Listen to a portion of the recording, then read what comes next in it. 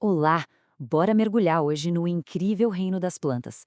Já parou para pensar que existem centenas de milhares de espécies por aí?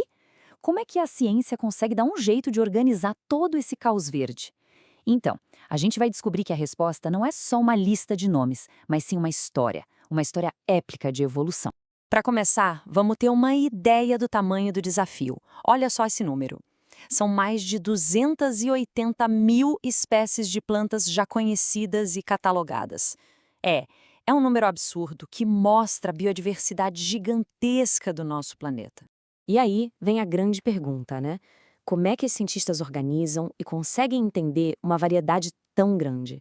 Como é que se acha um padrão no meio de tantas formas, tamanhos e cores diferentes?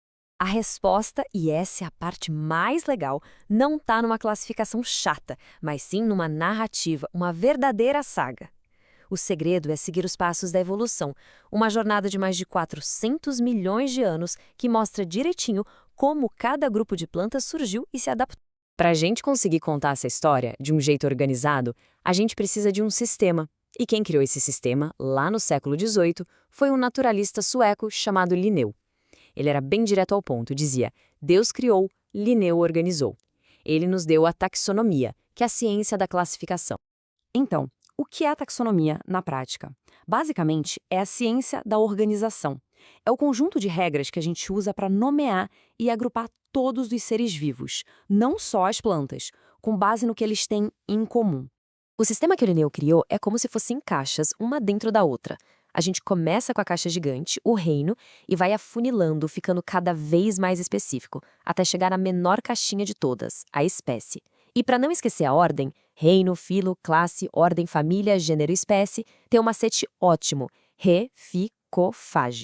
E falando em macete, para guardar a ordem da evolução das plantas, o professor Paulo Júbilut criou uma frase sensacional. É só lembrar, beijei Pedro gostando de André. As iniciais dão a sequência certinha que a gente vai ver: briófitas, pteridófitas, gimnospermas e angiospermas. Genial, né? E aqui estão eles, os 4 grandes protagonistas da nossa história. Eles surgiram exatamente nessa ordem: briófitas, pteridófitas, gimnospermas e angiospermas. Cada um desses grupos representa um salto, uma grande inovação na conquista do ambiente terrestre. Nossa jornada começa com as pioneiras, as primeiríssimas plantas que ousaram sair da água. As briófitas. Elas são as mais simples de todas, mas foram elas que prepararam o terreno para todo o resto que veio depois.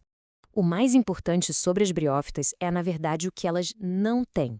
Elas são avasculares, ou seja, elas não têm um sistema de vasos, um encanamento interno para levar água e nutrientes. E é por isso que elas são sempre pequenininhas e precisam viver grudadas em lugares úmidos, porque a água é essencial para elas se reproduzirem. Só que a evolução não para, né? Ela encontrou uma solução para essa limitação das briófitas. E o próximo grande passo foi uma verdadeira melhoria hidráulica, uma inovação que permitiu que as plantas crescessem muito mais e conquistassem novos lugares.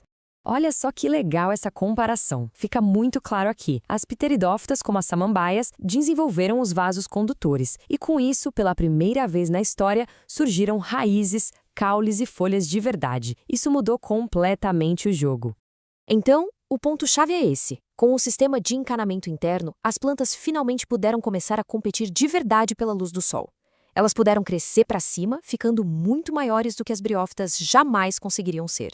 Ok, o problema da altura foi resolvido, mas ainda tinha um outro desafio: a reprodução. As pteridófitas ainda precisavam de água para os gametas se encontrarem. A solução que a evolução encontrou para isso foi uma das invenções mais espetaculares da natureza: a semente. A semente é algo fantástico. Pensa nela como uma cápsula de sobrevivência para o embrião da planta.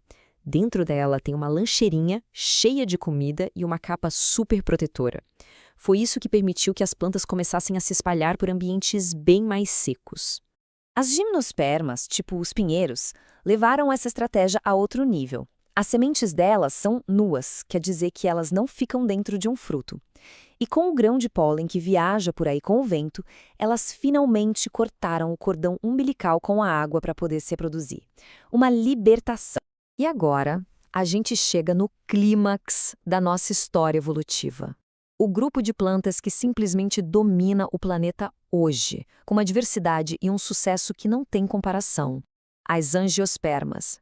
Mas qual foi a fórmula do sucesso delas? Foram duas inovações assim geniais. Primeiro, a flor.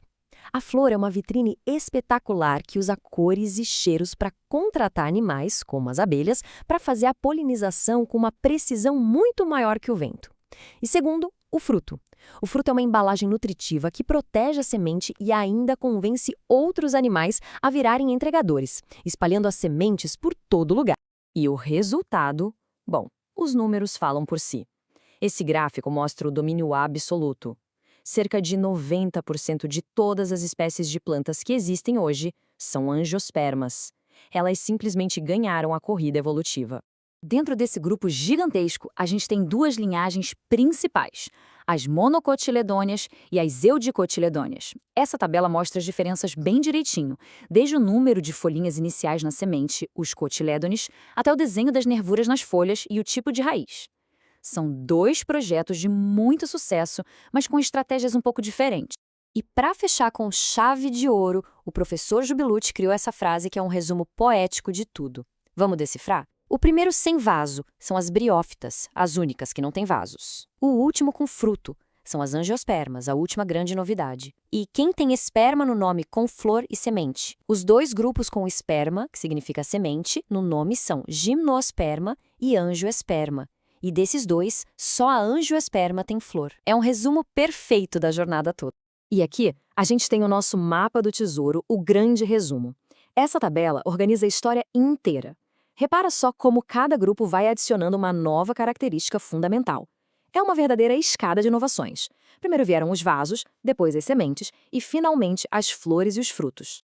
Essa jornada de 400 milhões de anos, desde o musgo mais simples até a orquídea mais complexa, não é só uma história sobre plantas. É história que moldou os nossos ecossistemas, a nossa comida, o ar que a gente respira. E a evolução, ela nunca para. Então, fica a pergunta no ar. Qual será o próximo capítulo dessa incrível saga verde?